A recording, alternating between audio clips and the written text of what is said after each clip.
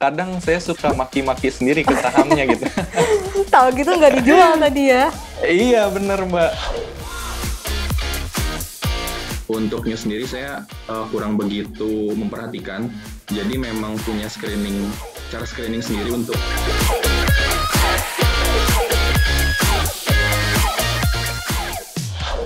Halo Sahabat Mira Aset, senang sekali hari ini saya Ardinda Glenda kembali menemani Sahabat Mira Aset tentunya di Hidden Masters. Kali ini kita kedatangan tamu yang masih muda, tapi cuannya udah maksimal banget. Gak cuma menang satu kategori, tapi juga dua, dengan transaction value-nya mencapai 48M. Waduh, ngeri banget ya Sahabat Mira Aset. Siapa lagi? Kita langsung aja sapa. Hai Hiban. Halo semuanya. Hiban, apa kabar?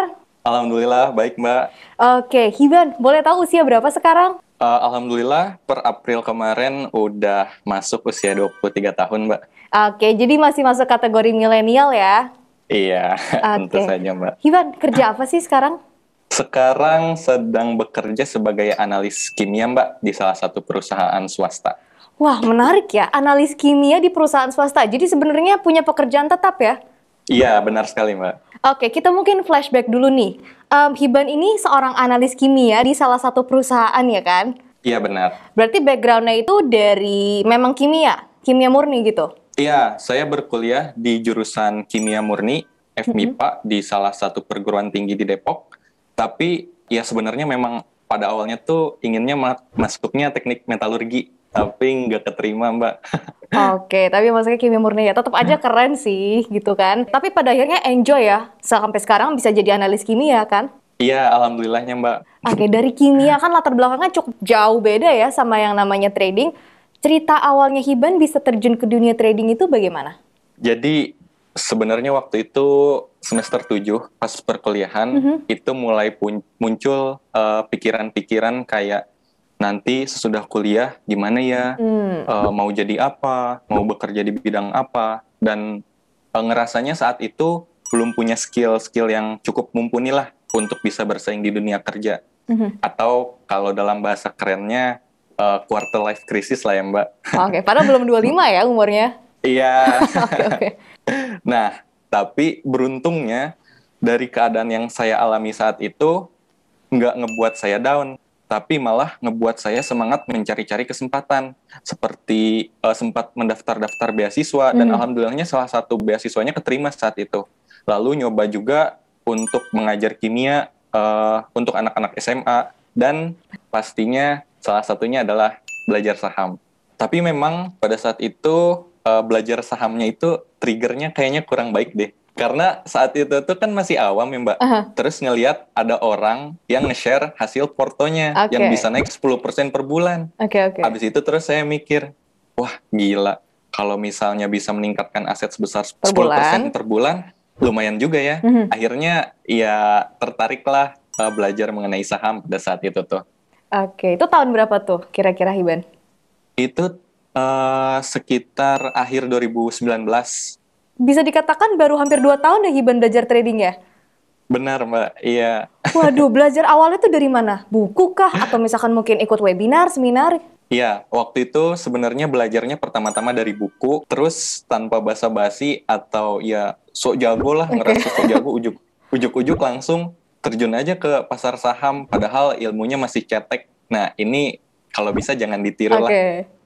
Apakah ada pengalaman buruk nih dengan modal nekatnya Hiban? Iya, sebenarnya dari modal nekatnya aja itu udah kurang baik lah untuk permulaan. Dan ternyata pada akhirnya dari situ untuk 1,5 tahun pertama perjalanan saya di pasar saham itu menghasilkan kurang baik. Oke, terus gimana ceritanya sampai Hiban ikut Host Championship Season 3 dulu ya kayaknya tahun ini ya?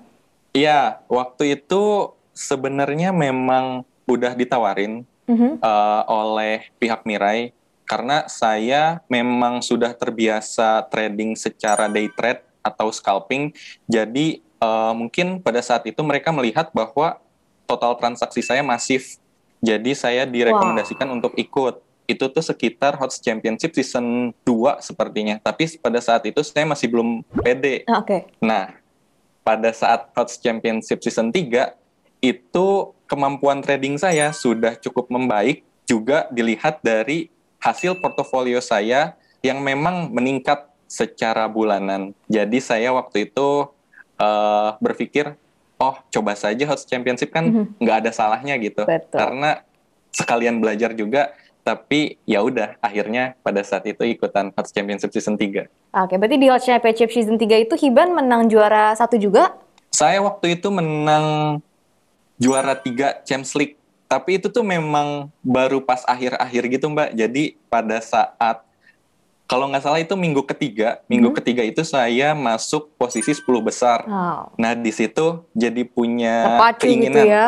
Iya, jadi punya keinginan untuk, oh kalau bisa masuk 10 besar mungkin bisa jadi 3 besar dan jadi juara gitu pada saat itu. Akhirnya karena keinginan yang kuat dan juga dengan kondisi market yang sedang mendukung, bisa juara 3 Champions League pada saat itu Mbak. Memang kompetitif dari awal ya. Iya. Nah, sebelum kita bahas Host Championship Season 4 nih, tadi kan Oke. Hiban bilang Hiban itu analis kimia. Nah, itu gimana Lumayan. caranya Hiban bisa balancing antara pekerjaan yang cukup berat dengan trading dan dibilang Hiban juga day trade ya? Ya. Itu gimana cara balancingnya? Baik, sebenarnya kalau balancing antara pekerjaan dan trading tuh cukup simpel Mbak. Karena pekerjaan saya itu berfokus di analisis sampel. Jadi setiap hari saya menganalisa sampel. Nah, di pagi hari biasanya setiap hari saya udah prepare analisa apa yang akan saya lakukan di keesokan harinya.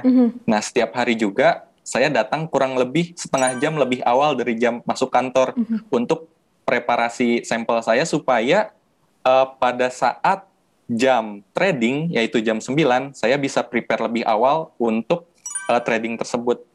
Jadi sampelnya sudah saya siapkan, tinggal menunggu, lalu saya di jam spare time tersebut itu trading, Mbak. Jadi sambil nunggu sampelnya selesai, analisisnya selesai, Hiban day trade, begitu ya? Iya, benar. Nah, tadi yang aku bilang itu gede banget, nominalnya sekarang aku sebutin ya, profit return Hiban itu mencapai 647,6%. Dan yang lebih gila lagi, transaction value-nya 48M. Dan Hiban itu di kategori milenial. Kayaknya anak-anak lain mungkin gak cuma anak-anak seumuran milenial ya, tapi yang mungkin lebih senior juga pengen tahu ceritanya Hiban tuh gimana caranya sampai bisa profit return dan transaction value-nya sebesar itu. Sebenarnya rahasianya tuh cukup simpel, Mbak. Jadi memang saya cukup yakin dan percaya sama diri saya sendiri aja sih. Percaya sama kemampuan diri sendiri bahwa pengalaman selama ini bisa menjadi pondasi untuk saya trading. Dan juga memang kalau sudah punya niat terjun ke pasar modal, harus punya mental yang kuat dan harus disiplin sama trading plan sendiri. Kalau gagal, nggak boleh baper. Dan dan harus bisa belajar dari kesalahan supaya kemampuan trading bisa terus berkembang. Berarti mau ditanya nih, trading plan Hiban kemarin itu bagaimana? Mungkin strategi screening sahamnya juga sampai bisa, mungkin dengan transaction value 48M itu in and out-nya cukup cepat ya, dalam sehari itu banyak ya. Mungkin bisa diceritakan Hiban? Baik, jadi kalau untuk trading plan-nya sendiri, perlu diperhatikan bahwa memang trading style saya adalah scalping. Jadi seminimal-minimalnya, kalau saya sudah untung di atas fee broker, saya sudah bisa mengamankan profit saya. Lalu setelah itu tinggal mencari lagi saham potensial lainnya. Kalau saya biasanya mencarinya di running trade. Jadi di situ bakal terlihat saham-saham apa saja yang sedang digoreng. Naik ya? Iya, benar.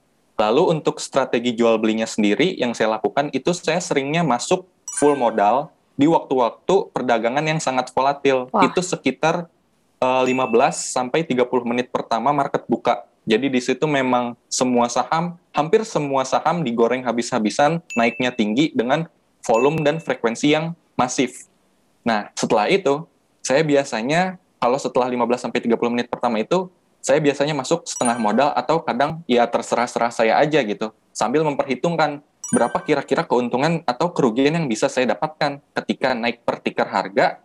Nah, dari situ saya kan seringnya melakukan scalping. Jadi kalau modal udah masuk di satu saham, saya benar-benar fokus di saham itu sampai saya jual semua barangnya sampai habis. Nah, setelah itu biasanya sih saya suka nunggu sampai harganya susah naik, baru aja dijual semua, dihaki semua Oke. barangnya yang masuk tadi, benar. Lalu ya kurang lebih diulang terus seperti itu sih. Berarti dalam sehari itu frekuensinya Hiban tuh sangat-sangat sering ya, dan bisa dibilang yang all in di awal itu ya. Iya benar Mbak, tapi memang cukup berisiko sih. Malah Iya. sangat berisiko memang kalau sekali in dan out itu langsung full modal. Tapi memang dari awal saya sudah menyiapkan mental saya untuk hal itu sih Mbak. Jadi saya bebas melakukan apa saja di trading saya. Nah, Tentu bisa saja. diceritakan mungkin screening sahamnya bagaimana sampai Hiban bisa confident dengan pilihan-pilihan sahamnya, mungkin dari news kah atau mungkin dari technical analysis? Kalau misalnya untuk screening sahamnya, biasanya saya di sore hari sampai malam atau di antara waktu itu saya ngelis saham-saham apa aja yang pada hari itu naiknya tinggi dengan volume yang cukup masif, Mbak. Nah, di situ saya lihat bagaimana bentuk candle-nya, bagaimana volumenya dibandingkan dengan hari sebelumnya. Juga dilihat broker summary-nya, siapa aja yang udah beli dan juga udah jual. Nah, di situ bisa jadi watchlist untuk pagi harinya. Karena biasanya untuk saham-saham yang naiknya tinggi atau bahkan sampai ARA dengan volume transaksi yang cukup masif, itu pada pagi harinya akan digoreng kembali karena masih ada Yang berminat untuk beli ya. benar daya beli yang tinggi pada hari sebelumnya dan dieksekusi pada besok pagi harinya. Kurang lebih untuk screening saham pagi harinya saya seperti itu. Lalu untuk screening saham pada saat saya trading, saya cukup menggunakan running trade di aplikasi NeoHots dan juga melihat top gainers dan melihat volumenya. Di situ saya menentukan mana yang bisa saya pantau seperti itu. Dan oh iya Mbak, perlu diperhatikan saya benar-benar menggunakan full aplikasi NeoHots. Jadi saya Wow. nggak menggunakan aplikasi yang di laptop karena kan saya juga sambil bekerja ya. Benar-benar. Jadi memang lebih mudah menggunakan aplikasi NeoHots sih. Berarti nggak sempat Bagi mungkin saya. karena buka laptop ya. Benar Mbak. Oke, berarti dengan transaction value yang mencapai 48M, kira-kira sehari Hiban itu masuk saham bisa berapa kali? Pada saat kompetisi memang saya benar-benar mencari kemenangan. Jadi pada saat itu bisa sehari itu paling sedikit 5 sampai 7 emiten. Dan di 5 sampai 7 emiten itu nggak cuma sekali transaksinya terkadang. Oh. Bisa berkali-kali Mbak. Jadi apabila saya udah beli terus jual, tapi saya melihat bahwa masih ada kemungkinan saya ikutin arusnya. Nah, di situ saya masuk lagi, jual lagi. Seperti itu saja terulang hingga transaksinya masif. 5 sampai 7 emiten, tapi frekuensinya mungkin lebih dari sekali ya untuk tiap Benar, emiten. Mbak. Benar. Seperti kita tahu mungkin di usia segitu kan emosi sedang labil-labilnya ya. Naik, turun. Bagaimana cara Hiban menjaga psikologi saat trading? Sejujurnya, saya juga masih kurang stabil, Mbak, kondisi psikologisnya kalau trading. Kurang stabil Jadi aja kalau- 48M ya.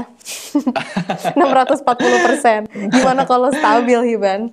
Jadi memang kalau misalnya saya punya barang nih Mbak, terus udah jual barang, terus habis itu harganya masih naik, itu kadang saya suka maki-maki sendiri ke sahamnya gitu. Tahu gitu nggak dijual tadi ya? Iya bener Mbak, tapi karena kan setup-nya itu bisa berubah-ubah ya setiap menit, setiap detik bahkan. Emang dari pengalaman saya trading, beberapa yang saya pelajari itu adalah kalau kita berhasil menjalankan trading plan kita dan juga menghasilkan profit, jangan jumawa. Tapi kalau kita gagal menjalankan trading plan kita dan malah mendapatkan loss, itu nggak boleh baper. Harus bisa menjaga mood dalam trading, terutama untuk metode scalping itu stresnya itu tinggi. Jadi kalau moodnya udah jelek, itu sebisa mungkin langsung stop trading. Jangan memaksakan trading karena bisa jadi untuk kesempatan-kesempatan berikutnya bukannya bisa menambah cuan, malah menambah loss. Seperti itu sih. Mungkin kemarin waktu Hot Championship Season 4, pernahkah Hiban moodnya jelek banget sampai akhirnya udah deh stop dulu tradingnya? Ada nggak momen-momen seperti itu? Pernah. Jadi waktu itu di satu hari modal sudah naik sekitar 15 sampai 20% di satu hari itu. Namun karena saya maksa trading, itu saya hilang setup dan juga malah dapat loss. Dan jadi turun profit dalam hari itu tuh menjadi 5% dari yang tadinya 15-20%. Itu di situ langsung saya cut trading saya dan berhenti untuk trading di hari itu. Jadi penting banget menjaga mood ya, bahkan mungkin kalau sampai loss pun tetap moodnya harus dijaga supaya mungkin setelah itu atau keesokan harinya tradingnya bisa tetap lancar ya. Benar Mbak, karena memang mood itu benar-benar berpengaruh di day trading. Supaya kita bisa lancar tradingnya, itu sebisa mungkin ngejaga mood kita. Hiban, kita lanjut ya. Kita punya beberapa pertanyaan yang masuk ke Instagram Mirai Aset Sekuritas khusus ditanyakan untuk Hiban. Dibacakan dulu ya dari yang pertama, dari @saputra0045. Dalam sehari berapa kali masuk emiten? Profitnya tinggi atau tidak? Fear atau greedy? Bisa dijawab nih. Sebenarnya nggak ada pakemnya sih. Saya suka terserah-serah saya juga melakukan trade-in berapa kali. Khas Dan milenial tergantung mood ya. juga. Iya. Khas milenial ya. Jadi kalau saya merasa profit yang saya hasilkan di hari itu udah cukup, biasanya saya berhenti. Tapi juga saat saya ngerasa kalau saya bisa menghasilkan lebih banyak, saya biasanya lanjut trading. Nah, biasanya memang paling sedikit itu 5 emiten, dan kalau paling banyaknya mungkin belasan emiten sih. Dan di satu emiten itu nggak cuma sekali transaksi, kadang bisa berkali-kali tergantung situasi.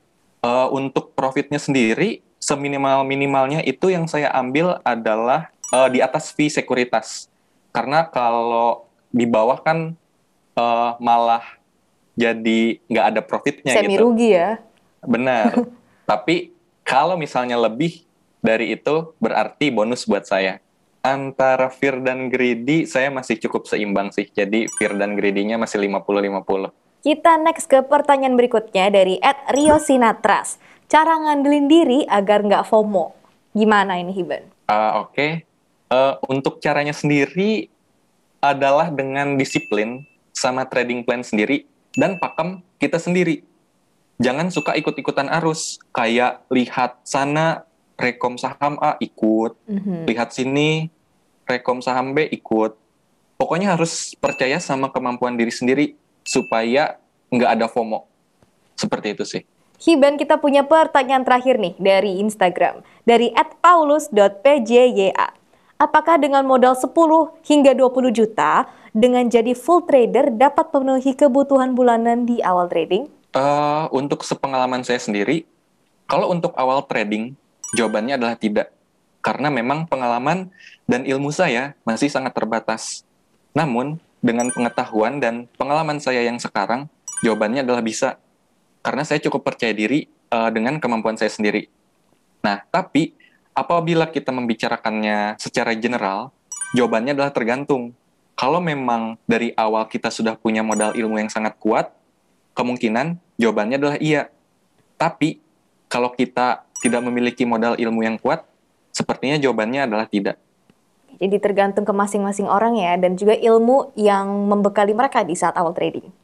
Iya, benar, Mbak. Ya, itu tadi pertanyaan yang sudah masuk ke Instagram official Mirai Aset Sekuritas, Q&A section yang kita buka khusus untuk Hiban. Kita lanjut ke beberapa pertanyaan terakhir ya. Saya mau tanya nih, apa bayangan Hiban melihat diri Hiban 10 tahun dari sekarang? Saya melihat saya sendiri di 10 tahun yang akan datang, melihat kemungkinan bahwa saya bisa menjalankan kehidupan trading for living. Karena saya sangat menikmati waktu saya saat sedang melakukan trading, jadi saya berharapnya seperti itu. Jadi ada rencana memang jadi full-time trader ya? Benar, Mbak. Alright, Hiban, kita ke pertanyaan yang terakhir ya. Apa definisi kaya untuk Hiban Mubarak? Definisi kaya menurut saya, kalau secara materi bisa membeli apapun yang diinginkan tanpa harus melihat harganya, Mbak. Tapi kalau secara non-materi bisa sehat dan juga berkumpul bersama orang-orang yang disayang, itu udah lebih dari cukup.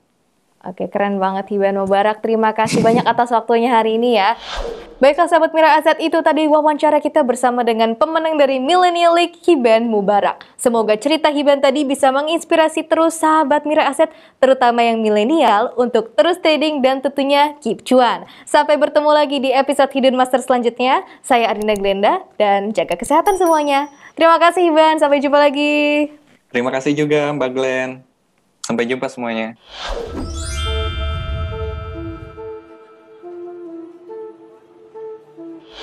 Hai sahabat Mirai Aset, jangan lupa untuk tulis di kolom komentar di bawah ini siapa master yang akan kita undang berikutnya di Hidden Masters. Jangan lupa untuk like, share, dan subscribe untuk terus menyaksikan kisah-kisah inspiratif dari para masters hanya di Hidden Masters. Sampai jumpa di episode berikutnya.